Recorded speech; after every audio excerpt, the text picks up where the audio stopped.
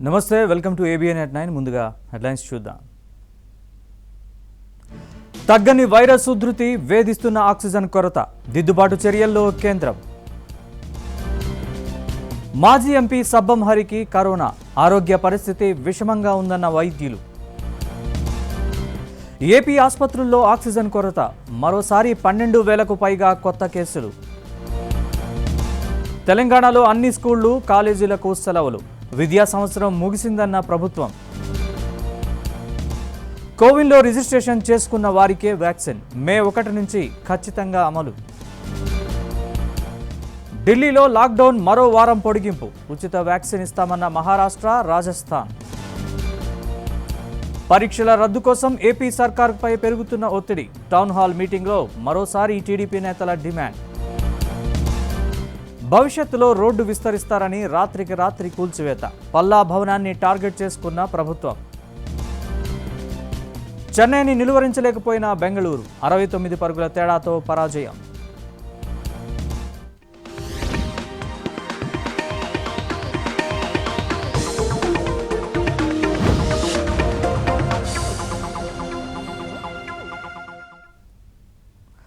ఆంధ్రప్రదేశ్లో ఆక్సిజన్ కొరతే లేదని 4 రోజుల క్రితం ప్రభుత్వం చెప్పుకుంది. కానీ ఇప్పుడు ఏపీ వ్యాప్తంగా ఆక్సిజన్ కొరత ఏర్పడింది.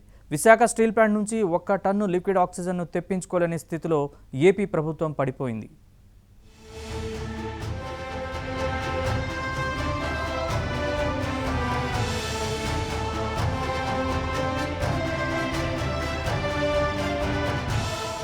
ఆంధ్రప్రదేశ్ వ్యాప్తంగా ఆసుపత్రిలో ఆక్సిజన్ కొరత ఏర్పడింది. డిమాండ్కు తగ్గ సరఫరా లేకపోవడంతో ఈ పరిస్థితి ఏర్పడింది. గతంలో 200 రూపాయలు ఉన్న ఆక్సిజన్ సిలిండర్ ఇప్పుడు 800 రూపాయలు అమ్ముతున్నారు. అయినా అందుబాటులో లేకుండా పోయింది. కరోనా రోగులకు ఊపిరి తీసుకోవడం కష్టంగా మారిన సమయంలో ఆక్సిజన్ అందించడం అత్యవసరంగా ఉంది.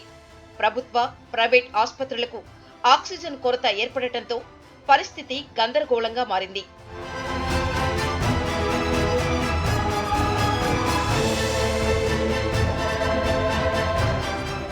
ఏపీలో కరోనా విలయతాండవం చేస్తుంది. రోజు రోజుకి పెరుగుతున్న కేసులు, ఆసుపత్రుల్లో బెడ్స్, కరోనా చికిత్సలో అత్యంత కీలకమైన రెమిడిసివిర్ ఇంజెక్షన్లు లభ్యం కావడం లేదు.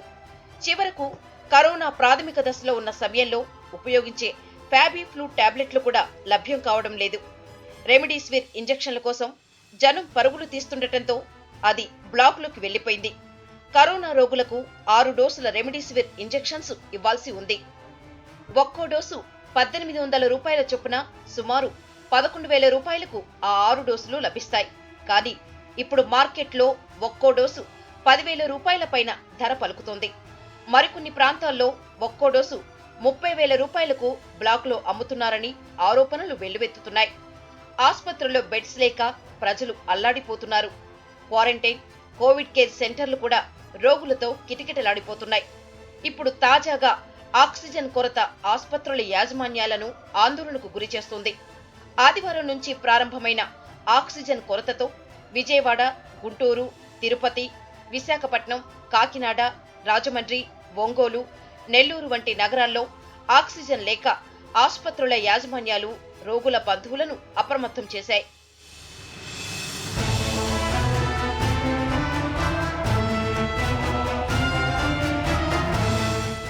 సాధారణంగా ఆసుపత్రుల్లో చేరే పేషెంట్లకు ఆక్సిజన్ ఇచ్చే సందర్భాలు తక్కువగా ఉంటాయి.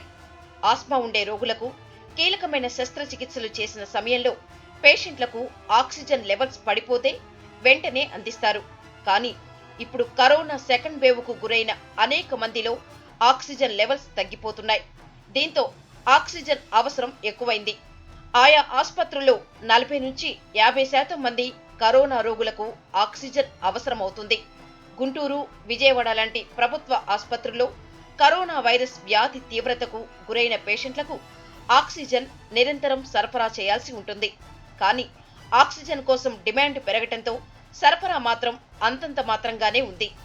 కొత్తగా ప్లాంట్స్ ఏర్పాటు చేయకపోవటం, ఇప్పుడున్న ప్లాంట్లలో సామర్థ్యం పెంచుకునే అవకాశం కూడా లేకపోవడంతో ఈ పరిస్థితి ఏర్పడింది.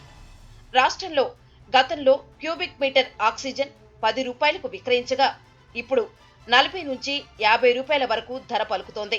అయినప్పటికీ కొనుగోలు చేసేందుకు ఆసుపత్రి యాజమాన్యాలు ముందుకు వచ్చినప్పటికీ అందుకు తగిన సరఫరా లేకపోవడం ప్రస్తుతం ఉన్న పరిస్థితికి దారితీసింది.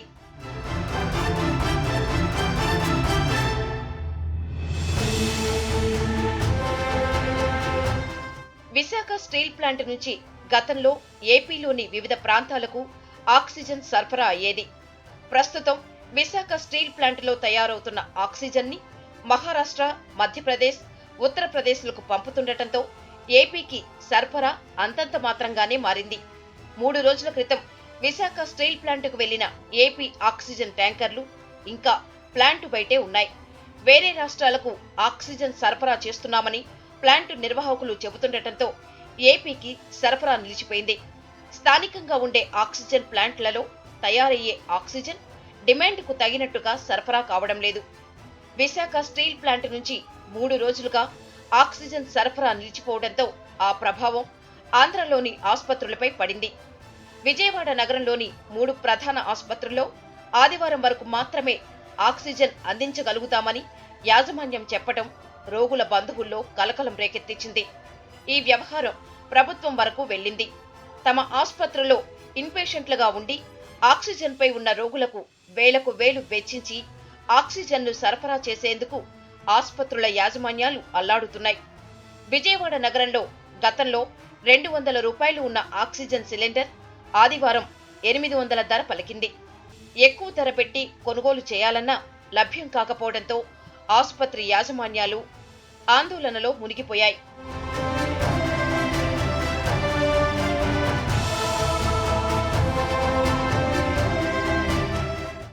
ఆక్సిజన్ కొరతపై రాష్ట్ర ప్రభుత్వం దృష్టి సారించాలని ఆసుపత్రుల యాజమాన్యాలు కోరుతున్నాయి. చివరకు ప్రభుత్వ ఆసుపత్రులు కూడా ఆక్సిజన్ కొరత ఏర్పడటంతో విశాఖ స్టీల్ ప్లాంట్ నుంచి కనీసం ఉత్పత్తి అయిన మొత్తంలో 50% అయినా ఏపీకి కేటాయించే విధంగా చూడాలని కోరుతున్నారు. ఇతర రాష్ట్రాల్లో ఉన్న పరిస్థితి కారణంగా ఆక్సిజన్ పంపేందుకు తామేమీ అభ్యంతరం చెప్పడం లేదని, అయితే ఏపీలో పరిస్థితిని కూడా పరిగణలోకి తీసుకోవాలని కోరుతున్నారు. రోజు రోజుకు కరోనా కేసులు పెరుగుతుండటంతో రోగుల సంఖ్య కూడా అదే సంఖ్యలో పెరుగుతుందని, రాబోయే 10-15 రోజుల్లో ఆక్సిజన్ కి విపరీతమైన డిమాండ్ ఉంటుందని, ఇప్పటికే ప్రభుత్వం దీనిపై దృష్టి సారించాలని అటు రోగుల బంధువులు, ఇటు వైద్య వర్గాలు కోరుతున్నాయి.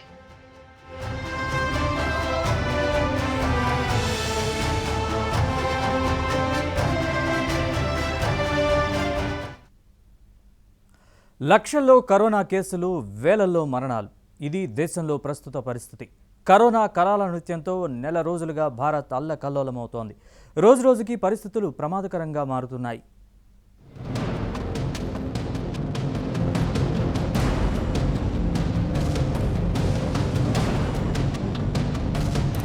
రికార్డు స్థాయిలో కేసులు, మరణాలతో దేశాన్ని వైరస్ వణికిస్తుంది. ఫస్ట్ వేవ్ కంటే సెకండ్ వేవ్ లో కరోనా కల్లోలం సృష్టిస్తుంది. రోగుల ఆర్తనాదాలు, బంధువుల ఆక్రందనలు, ఆక్సిజన్ అందక, బెడ్లు లేక, చికిత్స జరగక అయిన వాళ్ల కళ్ల ముందే తుది శ్వాస విడుస్తున్నారు కరోనా బాధితులు. కనీసం వారికి అంత్యక్రియలు నిర్వహించేందుకు శ్మశానాల్లో చోటు దొరకని హృదయ విదారక పరిస్థితిని చూడాల్సి వస్తుంది. రోగులు, వారి బంధువులే కాదు, దేశంలో ప్రతి ఒక్కరూ కరోనా పేరు చెబితే కలలో కూడా ఉలిక్కి పడుతున్నారు. ఊరువాడ, పల్లెపట్నం తేడా లేదు, అంతటా కరోనా విస్తరించి కల్లోలం రేపుతోంది.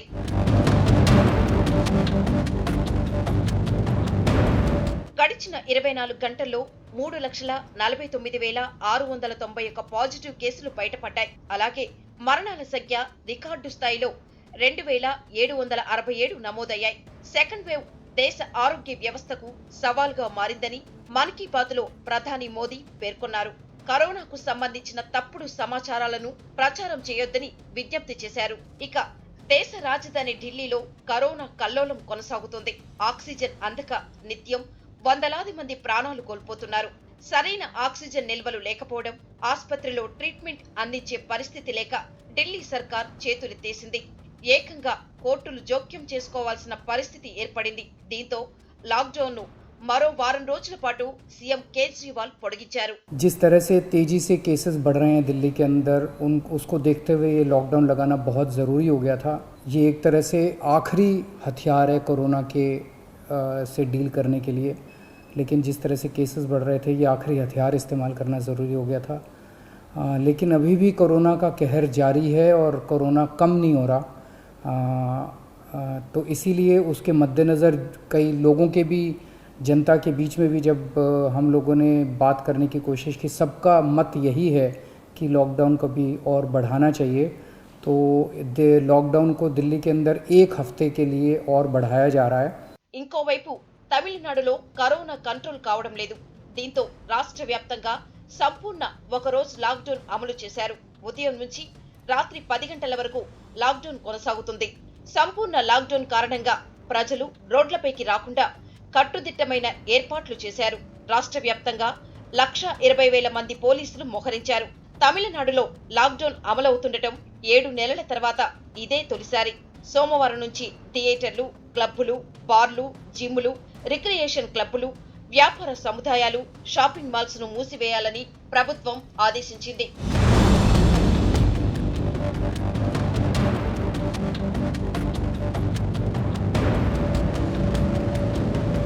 మహారాష్ట్రలోని పౌరులందరికీ ఉచితంగా వ్యాక్సినేషన్ అందించాలని మహా అగాడి ప్రభుత్వం భావిస్తుంది. ఈ మేరకు మంత్రి నవాబ్ మాలిక్ ఓ ప్రకటన చేశారు. మరోవైపు ఆక్సిజన్ కొరతను నివారించేందుకు యుద్ధ ప్రాతిపదికన చర్యలు తీసుకుంటోంది కేంద్రం. దేశవ్యాప్తంగా 551 ఆక్సిజన్ ఉత్పత్తి కేంద్రాలను నెలకొల్పాలని, అందుకు తగిన నిధులను పీఎం కేర్స్ నుంచి ఖర్చు చేయాలని నిర్ణయించారు. ఇక రెమిడిసివిర్ బ్లాక్ మార్కెట్ కు తరలుతుంది. ఢిల్లీ, ఛత్తీస్గఢ్ లో అక్రమంగా అమ్ముతున్న గ్యాంగులను పోలీసులు పట్టుకున్నారు. ఛత్తీస్గఢ్ లో ఒక్కో ఇంజెక్షన్ 25,000 రూపాయలకు అమ్ముతున్నట్లు పోలీసులు తెలిపారు. అటు ఢిల్లీలో దీనిని 40,000కు అమ్ముతున్నట్లు గుర్తించారు.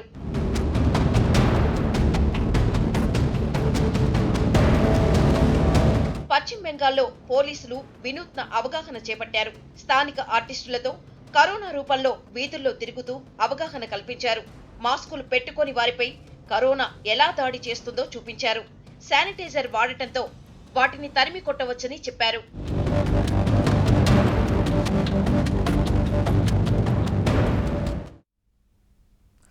తెలంగాణలో కరోనా సెకండ్ వేవ్ విలయ తాండవం చేస్తోంది. రాష్ట్రంలో రోజురోజుకి భారీగా కరోనా కేసులు పెరుగుతూనే ఉన్నాయి. దేశం నుంచి రాష్ట్రాలకు, రాష్ట్రాల నుంచి జిల్లాకు ఈ కరోనా మహమ్మారి వ్యాపించింది. తాజాగా గడిచిన 24 గంటల్లో తెలంగాణలో కొత్తగా 8,126 కరోనా కేసులు నమోదు కాగా కరోనాతో 38 మంది మృతి చెందారు.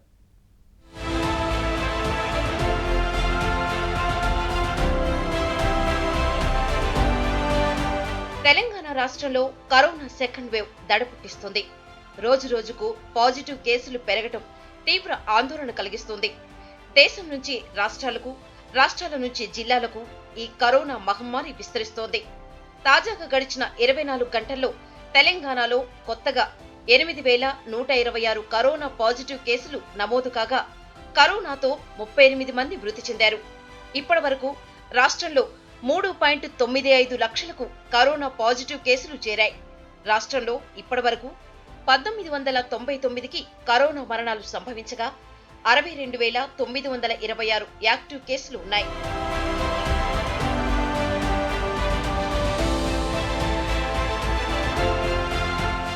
ఇక జిల్లాల వారీగా చూస్తే జీహెచ్ఎంసీ పరిధిలో 1,259, మేడ్చల్ 676, రంగారెడ్డి 591, నిజామాబాద్ 497, నల్గొండ 346, ఖమ్మం 339, వరంగల్ అర్బన్ 334, సిద్దిపేట 306, మహబూబ్ నగర్ 306, కరీంనగర్ 286, జగిత్యాల 264, మంచిర్యాల 233, సంగారెడ్డి జిల్లాలో 201 కేసులు నమోదైనట్లు రాష్ట్ర వైద్య ఆరోగ్య శాఖ హెల్త్ బులెటిన్లో వెల్లడించింది.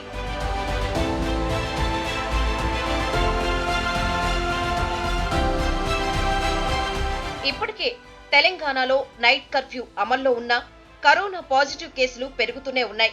దీంతో ములుగు జిల్లా కేంద్రంలో వర్తక వాణిజ్య సంస్థలు స్వచ్ఛందంగా వీకెండ్ లాక్డౌన్ ను పాటిస్తున్నాయి. అత్యవసర సర్వీసులు మినహా బంద్ ప్రకటించారు. కరోనా తీవ్రత నేపథ్యంలోనే ఈ నిర్ణయం తీసుకున్నామని వ్యాపారస్తులు తెలిపారు. ఇక మహబూబ్ నగర్ జిల్లా కేంద్రంలోని ఎస్వీఎస్ ఆసుపత్రిని మంత్రి శ్రీనివాస్ గౌడ్ ఆకస్మికంగా తనిఖీ చేశారు. ఆసుపత్రిలోని కరోనా వార్డును సందర్శించారు. ఎంతమంది రోగులున్నారు, వారికి అందిస్తున్న చికిత్స వివరాలను అడిగి తెలుసుకున్నారు. అలాగే అందుబాటులో ఉన్న ఆక్సిజన్, మందులు తదితర వివరాలను క్యాజువాలిటీ ఎమర్జెన్సీ మెడికల్ అధికారిని అడిగి తెలుసుకున్నారు.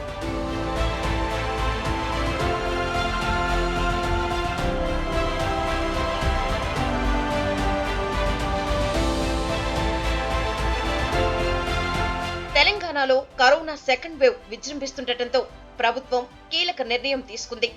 రాష్ట్రంలోని పాఠశాలలు, జూనియర్ కళాశాలలకు ప్రభుత్వం సెలవులు ప్రకటించింది.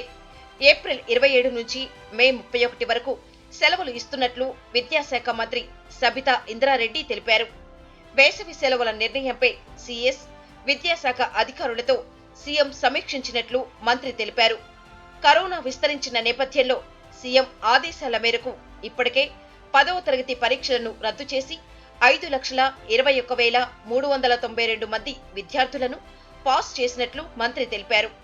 ఇక 1 నుంచి 9 తరగతులకు చెందిన 53,79,000 మంది విద్యార్థులను పై తరగతులకు ప్రమోట్ చేశామన్నారు.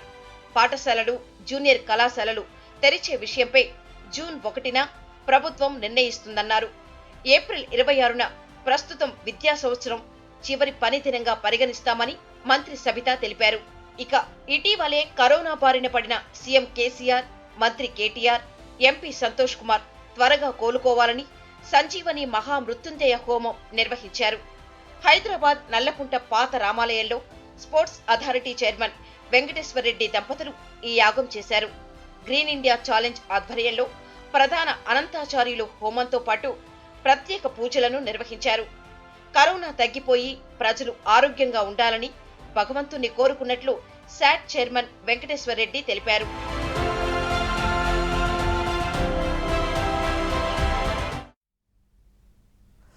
పరీక్షల రాజకీయం పతాక స్థాయికి చేరింది. ఇంటర్మీడియట్ 10వ తరగతి పరీక్షలు రద్దు చేయాలని తెలుగుదేశంతో పాటు విద్యార్థి సంఘాలు, పలు రాజకీయ పక్షాలు డిమాండ్ చేస్తున్నా ప్రభుత్వం పట్టుదలకు పోతోందని విమర్శలు వెల్లువెత్తుతున్నాయి.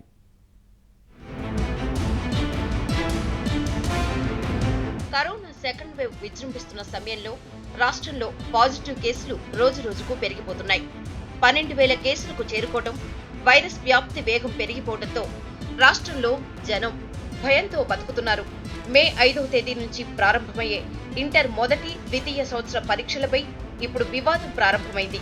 సుమారు 10,60,000 మంది హాజరయ్యే ఈ పరీక్షలో మొదటి సంవత్సరం పరీక్షలు రద్దు చేయాలని, రెండవ సంవత్సరం పరీక్షలు వాయిదా వేయాలని విజ్ఞప్తి చేస్తున్నారు.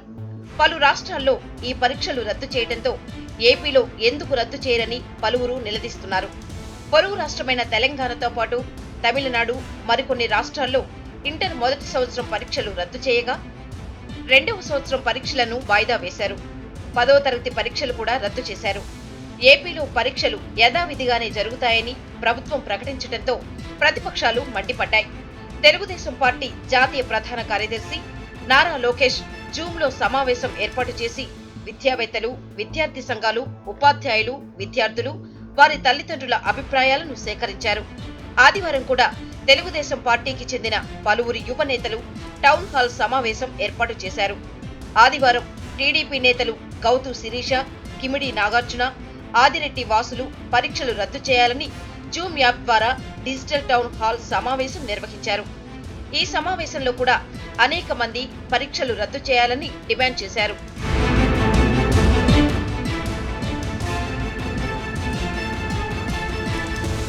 మే 5వ తేదీ నుంచి ఇంటర్, జూన్ 7 నుంచి 10వ తరగతి పరీక్షలు ప్రారంభమవుతాయి.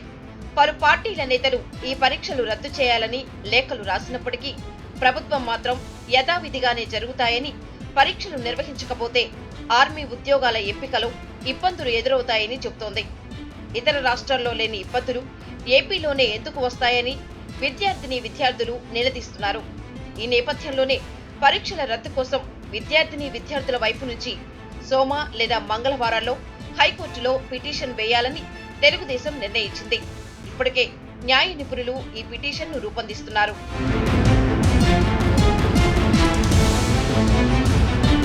మరోవైపు రాష్ట్ర ప్రభుత్వం పరిణామాలను నిశితంగా గమనిస్తుంది. పరీక్షల రద్దుకు ఉపాధ్యాయులతో పాటు విద్యార్థులు, వారి తల్లిదండ్రులు కూడా విజ్ఞప్తి చేస్తుండటం, పెరుగుతున్న కోవిడ్ కేసుల నేపథ్యంలో ప్రభుత్వం ఆచితూచి నిర్ణయం తీసుకుంటుందని ఇప్పటికే విద్యాశాఖ మంత్రి ఆదిమూలపు సురేష్ ప్రకటించారు. ఈ నెల 29వ తేదీన కేబినెట్ సమావేశం ఉండటం, అదే రోజు విద్యాశాఖపై సీఎం సమీక్ష కూడా ఉండటంతో అందులో నిర్ణయం తీసుకునే అవకాశం ఉందని ప్రచారం జరుగుతోంది. తెలుగుదేశం డిమాండ్ చేసి నారా లోకేష్ లేఖ రాస్తే పరీక్షలు వాయిదా వేసినట్టుగా కాకుండా విద్యార్థులు, వారి తల్లిదండ్రుల అభిప్రాయాలు, రాష్ట్రంలో పెరుగుతున్న కోవిడ్ కేసుల నేపథ్యంలో నిర్ణయం తీసుకుంటున్నట్లు ప్రకటిస్తారని చెబుతున్నారు.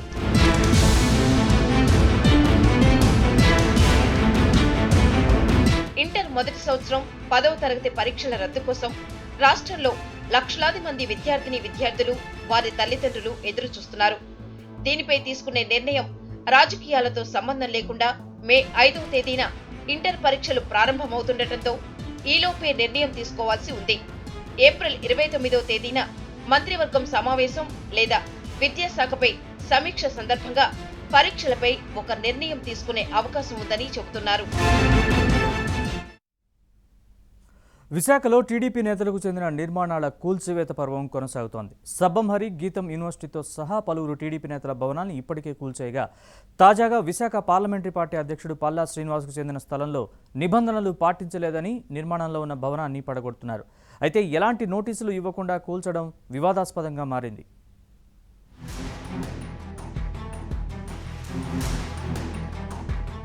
టీడీపీ మాజీ ఎమ్మెల్యే, విశాఖ పార్లమెంటరీ పార్టీ అధ్యక్షుడు పల్లా శ్రీనివాస్ని వైసీపీ టార్గెట్ చేసింది. గాజువాకలో ఆయన నిర్మిస్తున్న భవనం నిబంధనలకు వ్యతిరేకంగా ఉందని అధికారులు కూల్చివేతలు చేపట్టారు.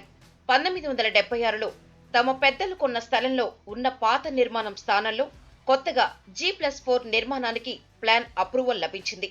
ప్రస్తుతం 3వ అంతస్తు నిర్మాణమవుతోంది. ఈ సమయంలో నిర్మాణానికి నిర్దేశించిన సెట్ బ్యాక్స్ పాటించలేదంటూ తెల్లవారుజామున కూల్చివేతలకు దిగటం ప్రభుత్వ తీరుకు అద్దం పట్టింది.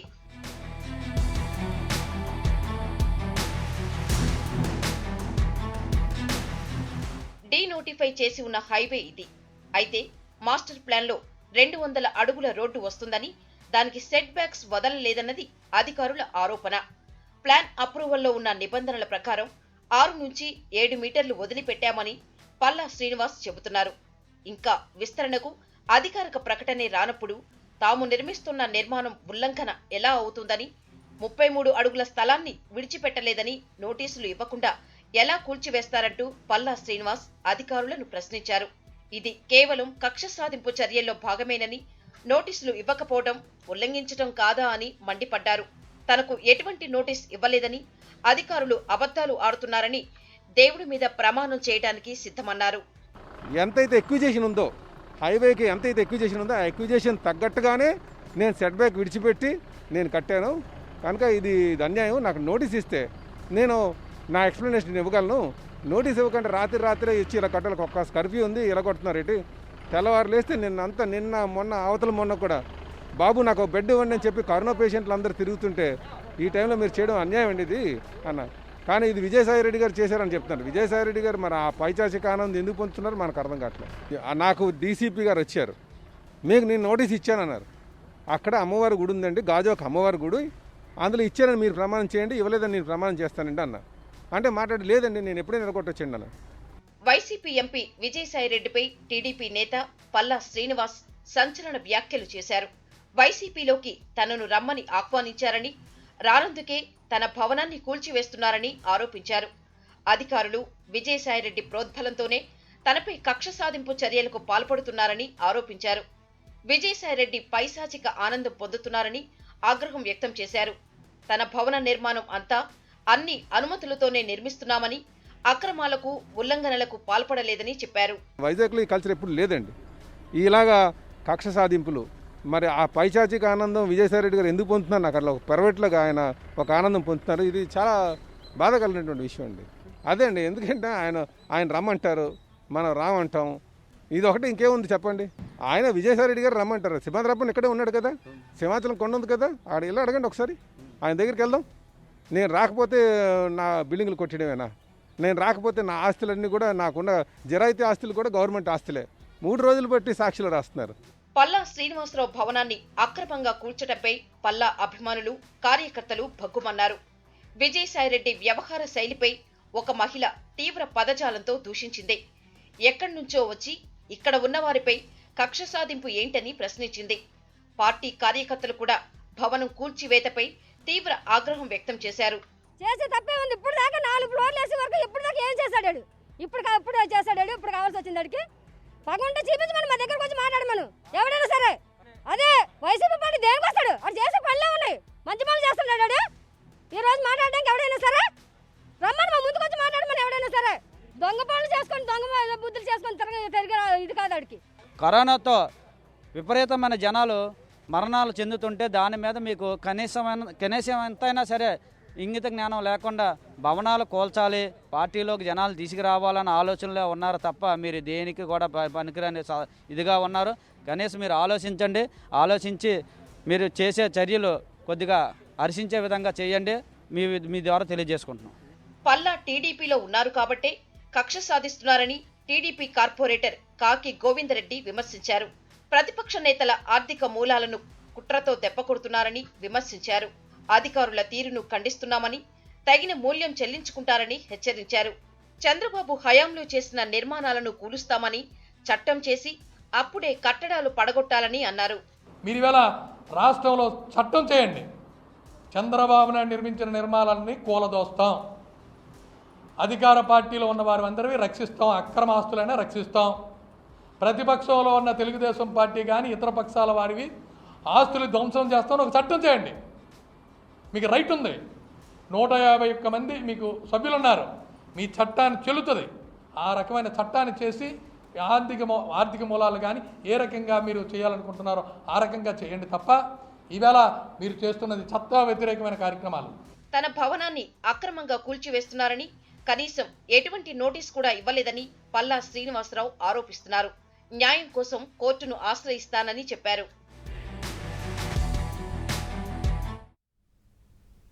వైసీపీ అరాచకాలు కొనసాగుతూనే ఉన్నాయి. ఏమాత్రం వ్యతిరేకంగా ఉన్నా కక్ష సాధింపు చర్యలకు పాల్పడుతున్నారు వైసీపీ నేతలు. తాజాగా అనంతపురం జిల్లాలోని గసికవారిపల్లిలో వైసీపీ నేతలు రెచ్చిపోయారు. చేతికొచ్చిన పంటను జేసీబీ సాయంతో నాశనం చేశారు. ఇదేంటని రైతు తలారి సూర్యనారాయణ ప్రశ్నించగా, నీ దిక్కున్న చోట చెప్పుకో, నన్నెవరూ ఏమీ చేయలేరని వార్నింగ్ ఇచ్చినట్లు బాధితుడు తెలిపాడు.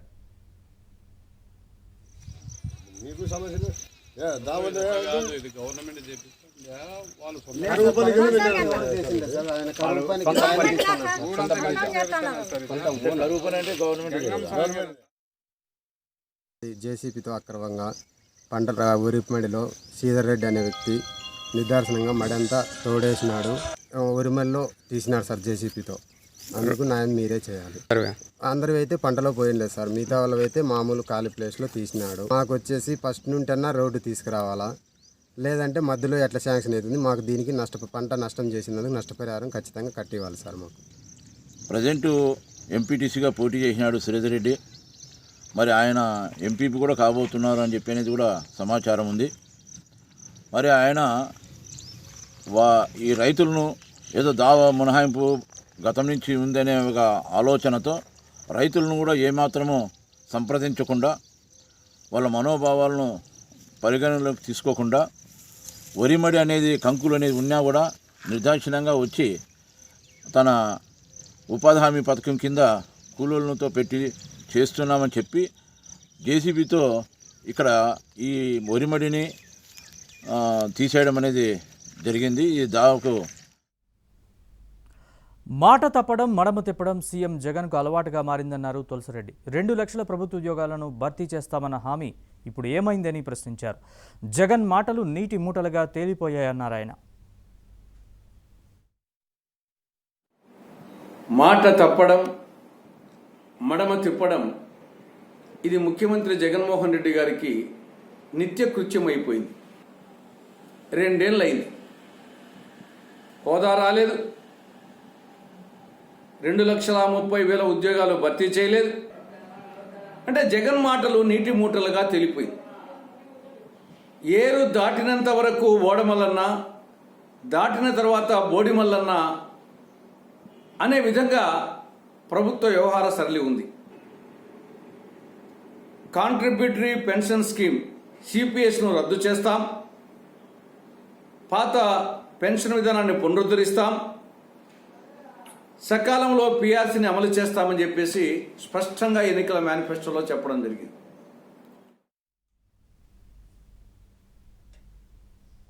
శ్రీవారి సాలకట్ల వార్షిక వసంతోత్సవాల్లో భాగంగా రెండో రోజు శ్రీవారి స్నపన తిరుమంజన సేవ వైభవంగా జరిగింది. అర్చకులు క్రతువును శాస్త్రోక్తంగా నిర్వహించారు.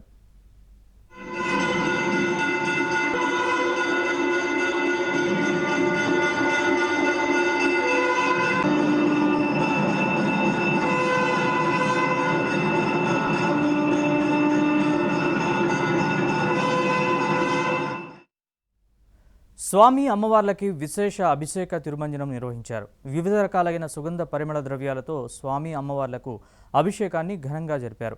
ఉత్సవ అనంతరం స్వామి అమ్మవార్లు బంగారు తిరుచిపై తిరువీధుల్లో భక్తులకు దర్శనమిచ్చారు.